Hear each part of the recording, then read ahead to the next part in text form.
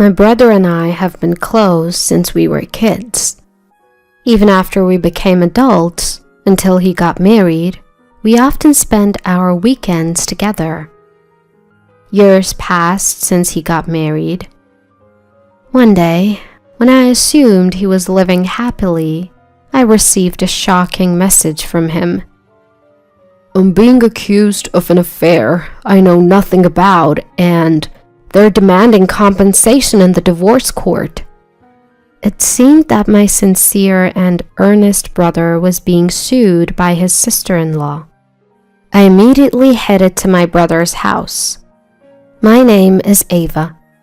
I'm a 31-year-old woman working as a lawyer. After graduating from law school, I became a lawyer and now work at a prominent firm. I always struggled with studies, so it wasn't an easy journey to get where I am today. Still, I became a lawyer and now live a busy but fulfilling life. Of course, every day is a day of learning, and I think it'll always be. But I have a unique hobby: gaming. I'm what you call a gamer, and when I have time, I play online games with my brother, also a gamer. Samuel, my brother, who's 5 years older, supported me during my college admissions and bar exams. We're still very close. I was forming my career as a lawyer while enjoying games with Samuel. But since he got married last year, we played less frequently. One relaxed weekend at home, Samuel called. "Hey, do you have a moment? I need some advice."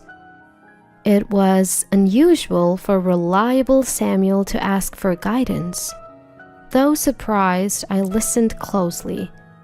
"Lately, my wife's been acting strange. She's out often and sometimes doesn't come home at night. I hope I'm just overthinking." Samuel began talking about his wife, Charlotte. He said she often wasn't home when he returned from work, and sometimes didn't come home at all without notice. I only met Charlotte at their wedding, so I don't know her well. But from our few meetings, she seemed friendly. So I was taken aback. It's not inherently wrong to stay out late or go out, but if it happens too often, it's concerning. If there are relationship issues or infidelity, something has to be done. That's why Samuel consulted me, being a lawyer, about potential solutions. However, from a legal perspective, you can't do anything without evidence. Moreover, involving a lawyer isn't the most peaceful solution, especially without any proof against his wife. Since I didn't have a clear picture of the situation, I decided not to intervene just yet. "I totally get why you'd be anxious," I began, "but without more details, it's hard to say.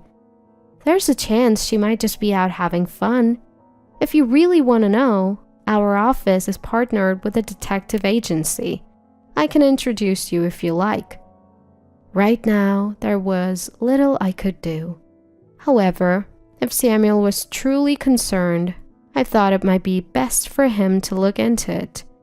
So I suggested he hires a detective. "A detective, huh?" Samuel mused. "That's an option. I'm swamped with work, so I can't investigate it myself. I'll think it over." Samuel's response was non-committal. Regardless, I sent the detective agency's details to Samuel's computer. "Let me know if you decide to hire them. I'll make the necessary arrangements from my end," I reassured. "Thanks." Samuel replied with a sigh and ended the call. His demeanor was notably downcast. The situation seemed even graver than I initially thought. Days turned into weeks, and Samuel neither contacted the detective nor reached out to me.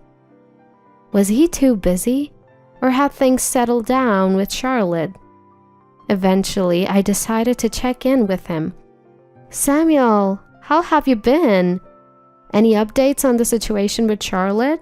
It seems you haven't engaged the detective." I genuinely hoped Samuel's concerns were unfounded. However, from his tone, it was evident that things weren't great. "It's not resolved," he admitted gloomily. "I considered hiring the detective, but Charlotte manages our finances, my salary, everything. I can't afford the detective's fees." Samuel explained the situation in a somber tone. Despite feeling helpless, Charlotte's behavior hasn't changed, and it seems he's been living with anxiety for several months. "I get it. Hiring a detective can be pretty expensive." Samuel's allowance wouldn't nearly cover the investigation fees. Hearing Samuel's disheartened voice made me feel heavy-hearted as well. "All right, I'll help out. Let me see what I can do from here. So don't be too down, Samuel." I owed him big. I thought of this as an opportunity to repay a favor and told Samuel so. I wanted to alleviate Samuel's worries, even if just a little. I asked Samuel to wait a bit and ended the call for the day. A few weeks later, I stumbled upon some unsettling information about Charlotte. Before I could share it with Samuel, he called, sounding more frantic than ever. "Is everything okay?" "Something's come up," he blurted out. I braced myself for what Samuel would reveal next. "Charlotte is threatening to sue me for alimony based on false allegations of infidelity. She even has a lawyer demanding compensation for our pending divorce, claiming they'll proceed legally if I don't pay." It sounded like Samuel had been ambushed by Charlotte and her lawyer, with unexpected demands. He explained that he had secretly called me during a break from their intense discussion. Hearing this, I was at a loss for words. I knew Samuel wasn't the type to cheat. Samuel himself probably has no idea at all. That's why he's saying it's fabricated. So, Charlotte is claiming compensation in the divorce trial based on a non-existent affair story about Samuel. Samuel is genuinely a good person who is kind to everyone. Having seen many victims of scams and frauds at work, I was always worried about good-hearted Samuel. I often wondered if he might someday be deceived. But I never imagined this deception would come from his own spouse. So, what's the situation? What's the other side saying? I mean, Samuel isn't having an affair, so this claim seems far-fetched. Given that he had received a call in the middle of our conversation, it was uncertain when Samuel might be taken back. I needed to learn as much as possible about Samuel's situation in this brief time, so I quickly pressed Samuel for details. He shared that someone had snapped a photo of him during a business meeting with a female colleague, and now they were using it as proof of an affair. In the photo, both of them were dressed professionally, and the location wasn't suggestive in any way. It was clear they were forcibly trying to frame it as evidence of infidelity. There were a few things that struck me as odd at this point, specifically the approach of the opposing lawyer. A lawyer is a professional after all. They wouldn't do anything to harm their client's interests. If it's a case of infidelity, they'll do their utmost to reduce the compensation amount in a divorce trial if their client is the one having the affair. If their client is the victim, the lawyer's job is to claim the maximum compensation. But demanding compensation based on such flimsy evidence was highly suspicious. If they truly studied law, then they're a truly terrible lawyer. If such unreasonable demands were met, anyone could make wild compensation claims. There was no need to accept such an absurd request. As a family, I couldn't stand by and do nothing. "Samuel, I'm coming over right now. Don't answer anything they say until I get there. Just stay put and wait for me." I decided to step in as Samuel's lawyer and talk to Charlotte and her lawyer. From lounging in my casual clothes, I quickly changed into my suit, shifting into work mode. I called a taxi and headed to Samuel's house as fast as I could. Upon arrival, I took a deep breath and rang the doorbell. It was Samuel who answered, and he welcomed me inside. Heading to the living room, I found Charlotte sitting next to an unfamiliar man. This man seemed to be Charlotte's attorney. Both of them looked at me in surprise. "Sister-in-law, it's been a while." I greeted Charlotte briefly and then introduced myself to the man beside her. "Nice to meet you. I'm Ava, an attorney. I'm here today representing Samuel." At my words, both Charlotte and her attorney looked shocked. "What? Ava? A lawyer? You're joking, right?" Charlotte mumbled, exchanging a quick glance with the man beside her. It's understandable that she was taken aback. She had no idea that I practiced law. I had been approached for free consultations and mentioned behind my back, leading to past troubles. As a result, I seldom share my profession with anyone other than close friends and family. Of course, that includes relatives too. Samuel understood my sentiments, so he never mentioned my job to Charlotte. That's probably why she was so surprised to see me step in as a lawyer. Charlotte controlled Samuel's income. He wouldn't have the means to hire a lawyer under normal circumstances. Perhaps she thought Samuel would be defenseless and took this opportunity to make her claims. Silently seated were Charlotte and her attorney. As I was pondering the next move, Charlotte's supposed lawyer spoke up. "I don't care if you're a lawyer or not. Your brother cheated. He should obviously pay compensation, right?" Beside him, Charlotte nodded in agreement. Did they genuinely believe they could win compensation in a divorce case with that? What do you have as evidence of this alleged affair? While I could never believe any tales of Samuel's infidelity, the two kept insisting even after I arrived. Wondering if they had any additional evidence beyond what Samuel shared with me, I pressed the opposing lawyer. "He was having dinner with another woman. That's solid proof. Let's say we'll let it slide for $50,000. You wouldn't want this getting out to family or his workplace, would you?" The man's words could be construed as a threat. I almost chuckled, demanding $50,000 based on such a flimsy accusation. Doesn't he realize how ridiculous he sounds? His bold claims only made me want to laugh more. By this point, my suspicions were nearly confirmed that this attorney might just be a fake.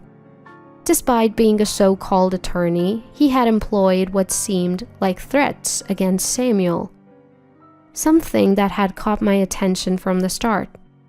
I initially thought he might just be a corrupt lawyer, but even with a genuine attorney like me present, he kept making statements no real lawyer would utter. Claiming $50,000 compensation based on a mere public meeting is absurd. Just being in a suit in broad daylight in a public place doesn't prove infidelity. To prove adultery, there needs to be direct evidence of actual misconduct. Any attorney would know this. It's a fundamental aspect of the law. If he doesn't even know this, something's off. "I understand your concerns," I began, "but we can't just agree to the payment. Sir, could you provide your attorney license number and your full name? If you could also provide the name of your firm, I'll get in touch to set up another meeting." I pressed the opposing lawyer for his credentials.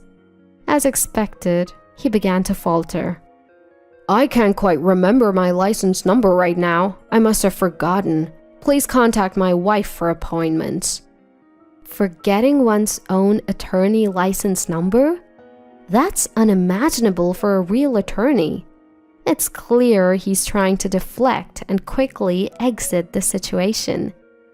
You can't say it, can you? Because you're not a real lawyer. I hit the nail on the head.